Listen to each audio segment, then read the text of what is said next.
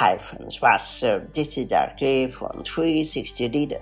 It's time to learn how to record a FaceTime video or audio message on iPhone. In iOS 17, when you FaceTime someone and they aren't available to answer, you can leave a video or audio message depending on the call method you used. If you're using FaceTime video, you can leave a video message, and if you're using FaceTime audio, you can leave an audio message. That said, let me show you how it's done the quick way.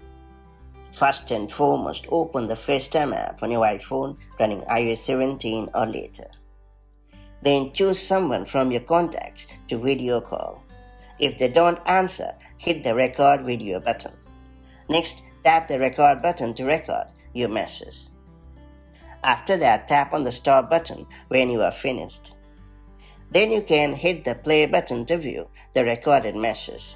And if you're happy with it, hit the send button and you are good to go. And that's all there is to it. So that's how you can easily record a FaceTime video or audio message on your iPhone running iOS 17 or later. If you found this video helpful, do like and share it, and I'll see you in the next video with more such handy iPhone tips and tricks. Till then, stay safe and have a great time. Bye-bye.